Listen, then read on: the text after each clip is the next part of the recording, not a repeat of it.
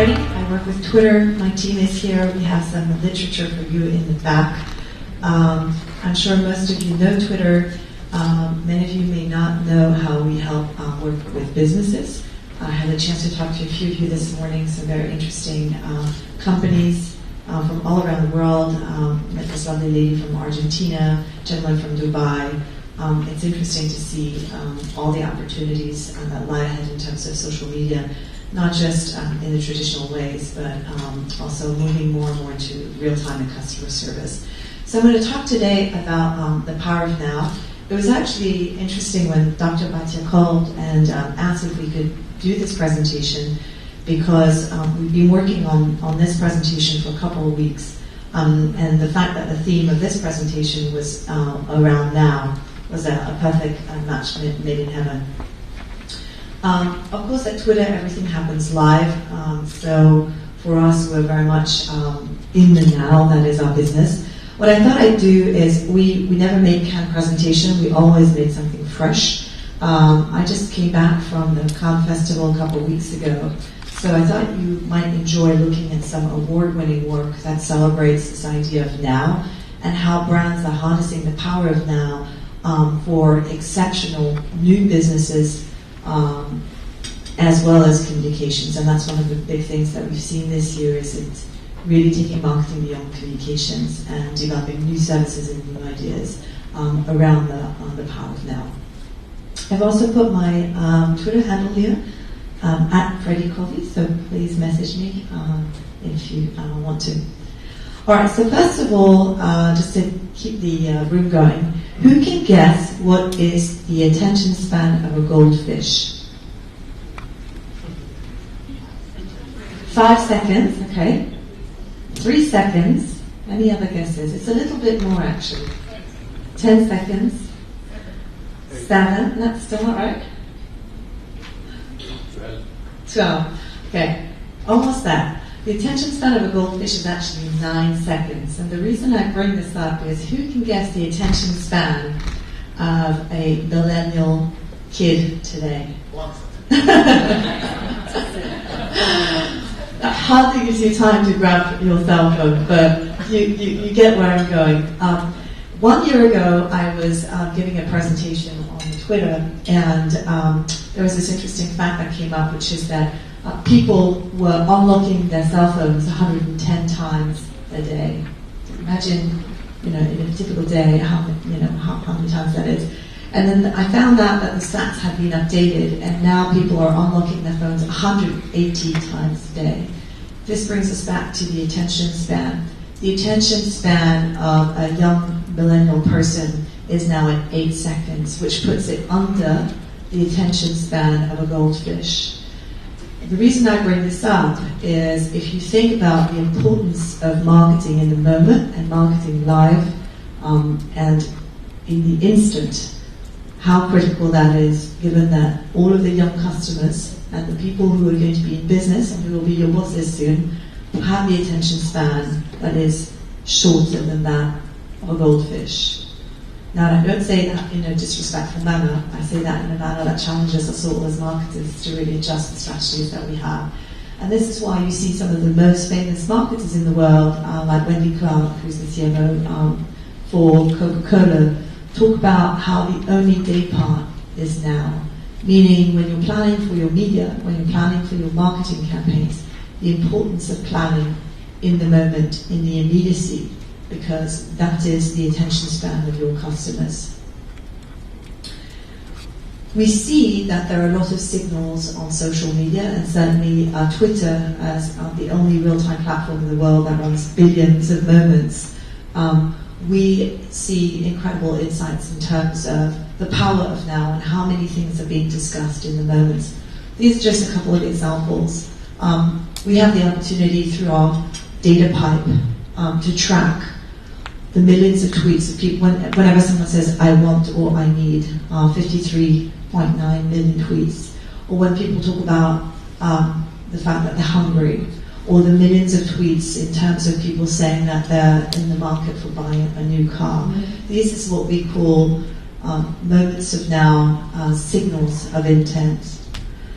We also have signals around interest. So what are people interested in as they're talking about this live in their tweets?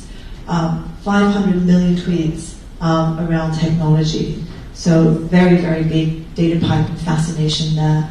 66 million tweets related to food. I'm sure a big part of that is from Singapore. So, you see the importance of these conversations happening in the moment. And if you're a marketer, I was just talking to a gentleman who's in the dairy business, the opportunity to harness those moments at that particular instant of conversation and talk back and participate is absolutely essential. That's true for any of the categories, whether you're in the car market, food market, or what have you, whether you're in the fitness market. We also have our moments of now that pertain to affinity. So people talking about the things that they're doing, I'm going to go for a run, or I really can't go to sleep. And this is how we work with brands to harness the power of now and help you engage in conversations with people in real time. I love this one, serendipity. Look at the number of tweets. Anything that is talked about on our platform is public, meaning we have the opportunity to mine that data and help brands participate in that conversation. This is why not only is the only day part now shifting our conventional thinking around media, but I think this is also a very interesting provocation, this notion that brands don't have target markets anymore. What they have is target moments. Think about when you walk into a store, the importance of someone being able to talk to you at that very moment, to offer you a coupon, directions, advice if you're a mother from what other mothers have bought. The importance of the moment, the importance of now, that is really what is transforming marketing as we know it, more so than whether you're a woman or a man, whether you're a senior or a young person. It's the opportunity to talk to you and engage you in the moment. So how can you harness the power of now?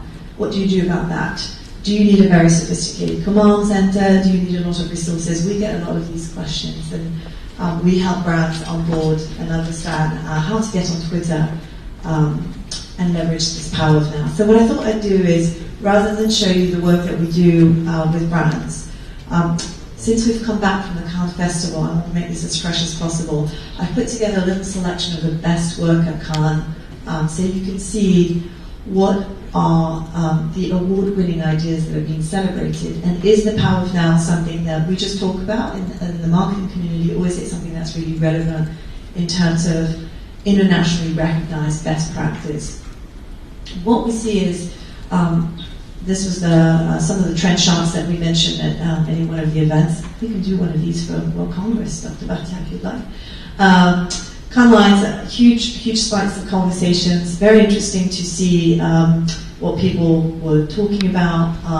Some of these spikes are actually related to pretty crazy things, such as when celebrities arrive into Cannes.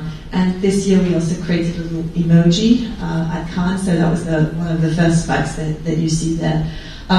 The top conversations, again, in terms of this power of now, also relate to the awards that you see towards the middle of the week. I'm going to show you some of that work. I also wanted to show you this because living in an age of social media, we sometimes forget what was the first real power tool for power of now, which is the phone. And what was amazing at Cannes this year is this agency called Barbarian distributed these old-looking 70s phones that were really thick and bulky and looked very geeky. And they left them in various places at the festival. And it created this viral effect where all the people found these old-looking phones and wondering, what is that? And the phones were actually pre-programmed with 5 phone numbers. And you didn't know who you were going to talk to. It was incredibly clever. So you picked up this weird-looking phone, you'd press 1, had no idea what to do, there was no instruction manual, press number 1, and you just listen, and then someone would come and go, hi! I said, who are you? Where are you calling me from? Never forget the importance of a good old technique for celebrating the power of now. So I just wanted to show that. This was one of the most clever things I think that was done at the festival. It had nothing to do with the Cannes Awards themselves, but very, very good piece of work. Let me show you a little bit of a video, just to take you back in Cannes. Was anybody in Cannes this year? Oh, yeah, Dr. Bhatia. As you may know, Cannes is the international creativity festival from around the world. It happens in France every year. It celebrates the best work from around the world. And you'll see some very interesting patterns in terms of the power of now coming through in the winning work. So here's a quick video to take you there. 8 seconds, remember. If you don't know what they're talking about, what is Vine, what is Periscope, our team in back can help give you some information. An interesting statistics, 73% of all Cannes Grand Prix winner this year did Twitter integration. We did not pay them. This is absolutely staggering, not so much for our platform, but I think in terms of the recognition of the real-time importance of how marketers and how creatives are developing ideas. 69% were gold winners, and 70% of the entire award categories across all winning Grand Prix, silver, etc., had some form of Twitter integration. So if I show you work that has Twitter, it's not because I've been biased or because I've selectively pulled. It happened that, real time. Of course, there were a lot of other platforms that were also used, but as the live public conversational platform that we are, there was an incredible amount of work that was run with Twitter and other things. So I'll show you also how they integrated not just Twitter, but how they also got people to participate beyond. What we did this year is, when I had the chance to be at Cannes to look at all the work, is our teams clustered the best winner work into some key themes. I've just selected a few today because the presentation would be too long. So rather than look at the winners by gold and silver, and there's so many categories, what we did is we did sort of an analysis of what are the key things that came up. And I'm going to talk about a few today. The first is hashtag Femvertising, advertising that celebrates women. I know many of you are marketing to women, which is the primary target audience and purchasing decision maker for so many things. There was a big rise in terms of real-time work that was looking for very purposeful messaging and behaviors from consumers. So I'll talk a little bit about that. And then some of the other things we won't have time for, but please feel free to just DM me on Twitter and be happy to share the presentation. Alright, so the first theme is around this notion of femvertising. It's great to be a woman. I think in the last couple of years we've seen really much greater recognition of women in terms of household power, but also in terms of gender equality. There's a lot that's been done. Just a little bit of context here. Some of you may remember the work that Emma Watson did at the UN. She gave a speech that really kind of changed the conversation about feminism when she launched the He for She campaign.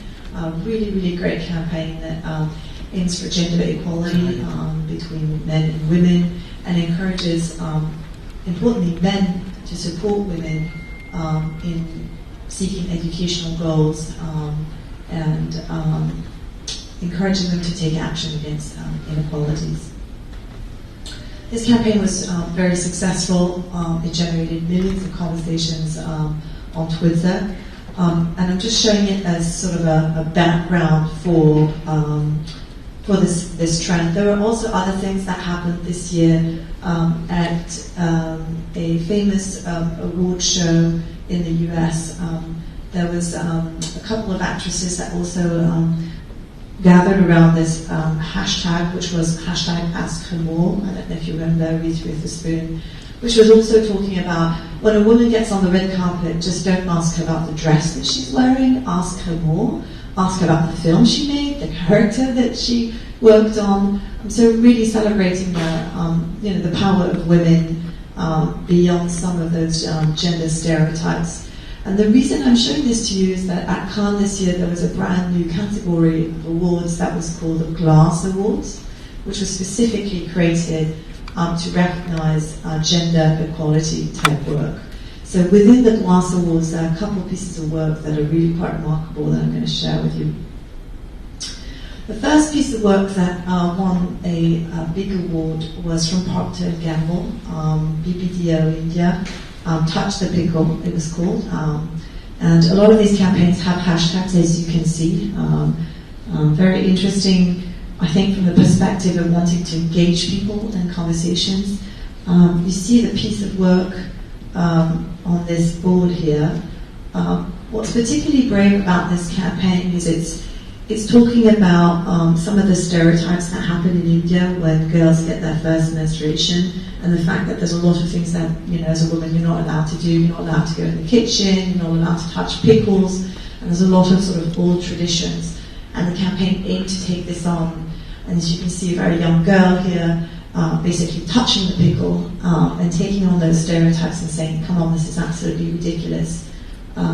We should be able to do all of the things that we want to do. What's remarkable about this campaign is the real conversations that it generated, both on and off Twitter, and really turned into a cultural revolution for women and their opportunities to go beyond some of those gender stereotypes. So I'll show you the piece of work now.